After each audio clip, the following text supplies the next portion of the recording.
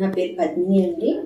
నేను ఉండేది సనత్ నగర్ ఏరియాలో. ఇక్కడ రీసెంట్ గా పిక్సెల్ ఐ హాస్పిటల్ అని ఓపెన్ చేశారు.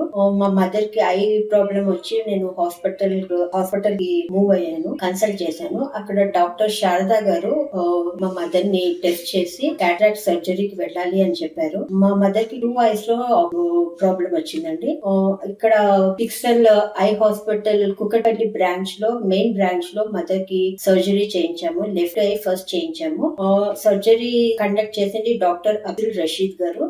వీళ్ళు ఎంత బాగా సర్వీసింగ్ చేశారంటే, ఎంత బాగా మమ్మల్ని కోఆర్డినేట్ చేసి, ఇక్కడ డాక్టర్సే కాదు సపోర్టింగ్ స్టాఫ్ కూడా మా మదర్ ని మా హెల్ప్ ఏమీ లేకుండా మొత్తం స్టార్టింగ్ టు ఎండింగ్ వరకు వాళ్ళే మొత్తము డీల్ చేసి మా చేతిలో మా మదర్ ని పెట్టారు. విత్ పర్ఫెక్ట్ ఆపరేషన్ తో ఇప్పుడు తనకి రైట్ ఐ కూడా ఆపరేట్ చేయించాము. ఇప్పుడు 2 ఐస్ కి ఆపరేట్ చేయించి నియర్లీ అబౌట్ 10 days అయిపోయింది. తను పర్ఫెక్ట్ విజన్ గా చూడగలుగుతున్నారు, బాగా పర్ఫెక్ట్ గా, వితౌట్ ఎనీ ప్రాబ్లం. వాళ్ళు చెప్పిన ప్రొసీజర్స్, మెడికేషన్ అంతా చేసినాము.